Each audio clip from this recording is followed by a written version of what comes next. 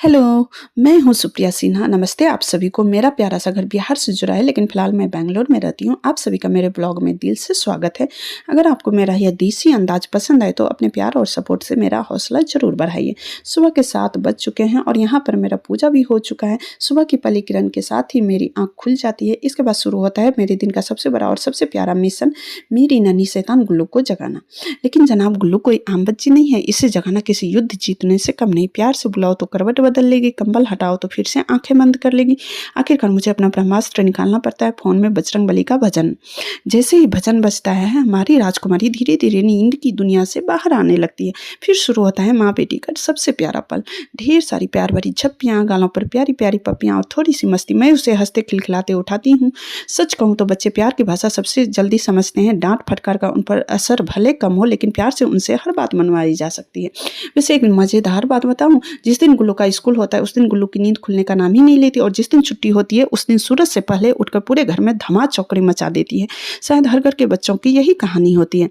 आखिरकार मेरी नन्ही परी उठी जाती है। सबसे पहले भगवान जी को हाथ जोड़कर प्रणाम करती है। मुझे लगता है बच्चों को अच्छे संस्कार बचपन से ही सिखाने चाहिए, क्योंकि यही आदतें आगे चलकर उनका व्यक्तित्व बनाती हैं। उठते ही गुल्लू की शरारतें शुरू हो जाती हैं। कभी बिस्तर पर इधर उधर लुढ़कना, कभी खिलखिलाकर हंसना। उसकी हर शरारत देखकर मेरी सारी थकान पल भर में गायब हो जाती है। बारी होती है गुल्लू के ब्रश करने की। गुल्लू ब्रश ब्रश कर रही है और उसी समय मैं पहुंच जाती हूँ अपनी योगा मैट पर। एक तरफ योगा चलता रहता है, हम देख सकते हैं, तो दूसरी तरफ मैं गुल्लू को नाश्ता भी खिलाती रहती हूँ, ताकि गुल्लू को स्कूल जाने में देरी ना हो और एक साथ दो दो काम निपट भी जाते हैं। आखिर सुबह का समय होता ही है इतना भाग दौड़ वाला। सच में सुबह की ज़िंदगी काफ़ी भागम भाग वाली ज़िंदगी होती है। ढेर सारे काम करने पड़ते हैं। गुल्लू को स्कूल जाना रहता है और मुझे खुद के लिए भी समय निकालना पड़ता है, क्योंकि सुबह योगा ना करो तो फिर दिन के किसी भी समय में योगा करने का मन नहीं करता है। मेरे लिए योगा सिर्फ एक्सरसाइज नहीं, बल्कि पूरे दिन की ऊर्जा का राज है। अगर किसी दिन योगा ना करूं तो पूरा शरीर भारी भारी सा लगता है, लेकिन रोज़ योग करने से तन भी चुस्त रहता है और मन भी खुश रहता है, और शरीर की रोग प्रतिरोधक क्षमता भी मजबूत होती है। इसलिए मेरी सलाह है कि आप लोग भी रोज़ थोड़ा सा समय अपने स्वास्थ्य के लिए ज़रूर निकालिए और रोज़ाना योग किया कीजिए, ताकि आप सभी को डॉक्टरों के यहाँ नहीं जाना पड़े, उनके क्लिनिक के चक्कर ना लगाना पड़े, और अपने शरीर को स्वस्थ रखने के लिए डेली योगा ज़रूर करें। यहाँ पर मैं डेली आधे घंटे या फिर पौने घंटे तक योगा करती हूँ। आप देख सकते हैं। अब समय हो गया है गुल्लू के टिफ़िन की तैयारी का। आज उसकी फरमाइश थी पनीर पराठा। आटे में मंगरेला, अजवाइन और थोड़ा सा नमक मिलाकर गूँथ लिया। यहाँ पर देख सकते हैं आटा भी रेडी हो गया है। ताज़ा पनीर की स्वादिष्ट स्टफिंग तैयार की और गर्मा गर्म पनीर पराठे बना दिए। रसोई में फैली खुशबू से तो मेरा मन भी ललचा गया। इधर गुल्लू नहाकर तैयार हो चुकी थी। अब सबसे मुश्किल काम था उसके उलझे हुए बालों में कंघी करना। धीरे धीरे प्यार से बाल सुलझाए, क्योंकि जरा सी जल्दी करो तो मैडम का सिर दर्द करने लगता है। आखिरकार प्यारा सा पोनी टेल आप देख सकते हैं यहाँ पर बन गया है। आईने में खुद को देखकर गुल्लू खिलखिलाकर हंसने लगी और अपनी चोटी को बार बार हाथ लगाकर इतराने लगी। आप देख सकते हैं गुल्लू को कितना पसंद आया है उसका पोनी। मुझे भी बहुत अच्छा लगता है गुल्लू का पोनी बनाना।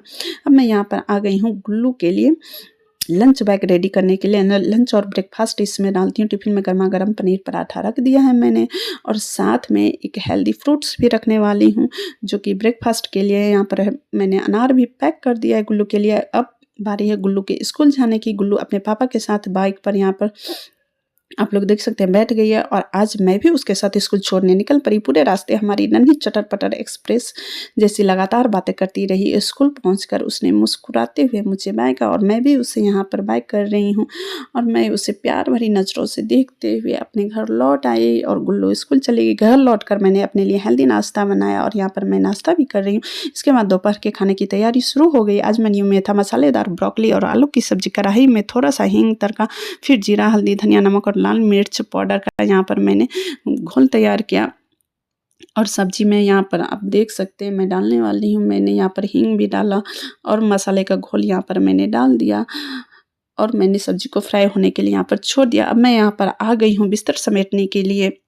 मेरा मानना है कि अगर सुबह के सारे काम समय पर हो जाएं तो पूरा दिन सुकून और व्यवस्थित तरीके से गुजरता है।